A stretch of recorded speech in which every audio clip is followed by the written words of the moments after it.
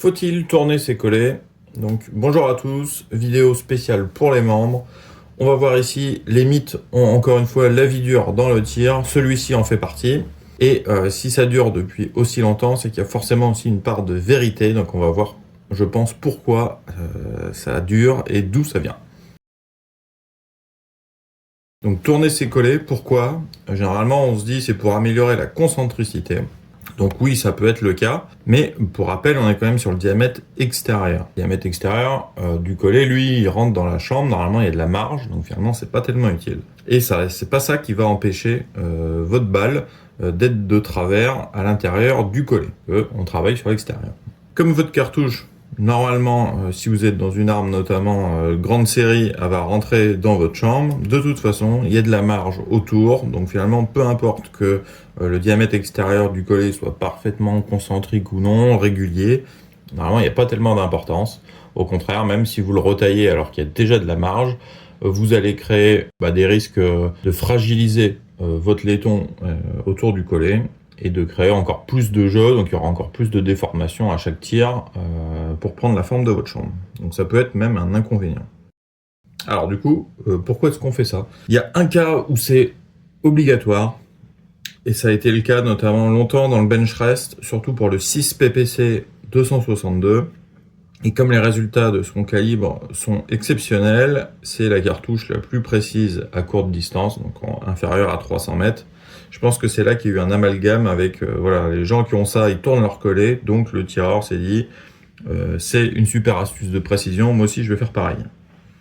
Le 6 PPC, donc ça c'est le calibre, 262 c'est le diamètre du bushing, ou en tout cas du recalibrage du collet, qui est plus précis que le 6 classique.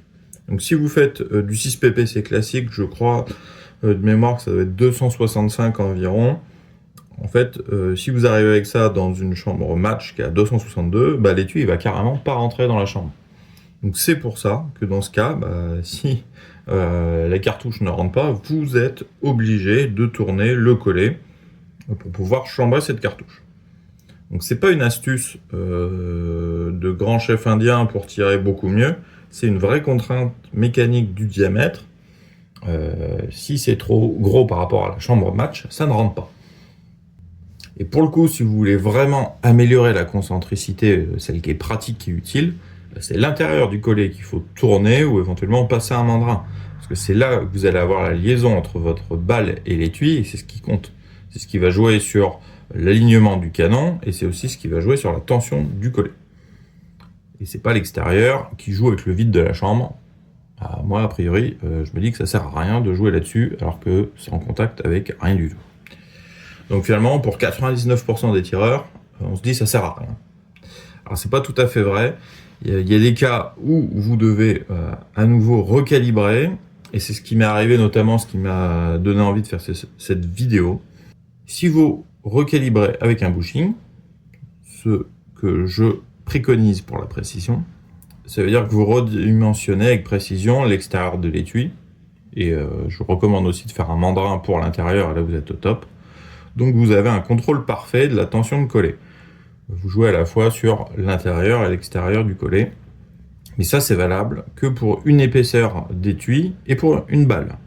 Et vous allez avoir de grandes différences si vous changez de marque d'étui ou de balle, et même de référence entre les deux. Par exemple, là j'ai eu le problème avec les celliers Bello en 6.5 Creedmoor. Les étuis sont extrêmement épais, bien plus que l'aéronadi que j'avais. Et la balle ELDM est un tout petit poil plus large au diamètre que les HPVT 140 grains que j'avais.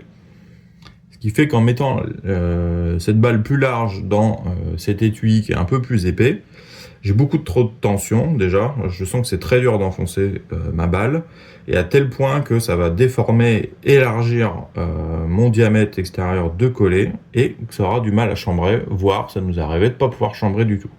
Alors que la balle est pas du tout trop longue, tout est bien réglé, c'est vraiment avec ces étuis que j'ai eu les problèmes. Et donc là on en revient au problème du 6 PPC, sauf que là c'est dans une carabine de série, et là c'était la Sabatier ST18, on n'est pas dans un truc de match. Donc en tournant j'élimine ce problème. Je peux déjà rectifier un peu les étuis selliers qui sont pas terribles. Et je les remets à la bonne dimension. Donc je peux utiliser tous mes étuis au même diamètre pour aller avec mon bushing. Donc tourner, c'est bien si vous avez une chambre match et pour avoir un contrôle extrêmement précis de la tension si vous n'avez pas forcément le bushing ou le diamètre adapté. Mais là, on est plus dans la bricole. Donc clairement, est-ce que c'est utile? Pas certain, sauf si vous avez vraiment de la chambre match. Sinon, je pense que c'est quand même beaucoup plus simple et mieux d'utiliser des mandrins et différentes tailles de bushing extérieur. Et pour conclure, et répondre à la question, faut-il tourner ses collets? Globalement, je dirais non, ça sert à rien, sauf si vous êtes dans le cas de la chambre match avec un calibre très spécifique. Encore une fois, les avantages sont plutôt minces. Ça va surtout être très beau, c'est très agréable, je l'avoue, mais ça sert à rien. Ça va permettre de faire rentrer vos étuis à l'intérieur de vos chambres, mais c'est des cas très spécifiques. Si vous achetez des bons étuis dès le départ, il n'y a pas de problème. Et ça a quand même pas mal d'inconvénients. Déjà, ça coûte cher, c'est du matériel. Effectivement, certains d'entre vous ont des tours, donc vous pouvez le passer au tour, mais ça demande quand même beaucoup de main-d'œuvre pour un gain pas énorme. En tout cas, ça va pas vous faire tirer extrêmement mieux normalement. Les problèmes, ils viennent d'ailleurs. Donc ça prend du temps, ça coûte de l'argent. Il y a moyen d'éviter. Si vous voulez travailler sur une parfaite tension de collet, je conseille vraiment un jeu de mandrin avec tous les calibres et d'utiliser des bushings spécifiques à chaque calibre et voire à chaque type de balle et d'étui. Et là, vous êtes super bien équipé et vous allez gagner plus de temps. Ce sera beaucoup plus facile. Vous ferez vos opérations d'un coup et ce sera bien plus simple que de tourner ses collets. Donc, je vous remercie d'avoir suivi cette vidéo et je vous dis à bientôt pour de nouveaux trucs et astuces sur le tir et le rechargement.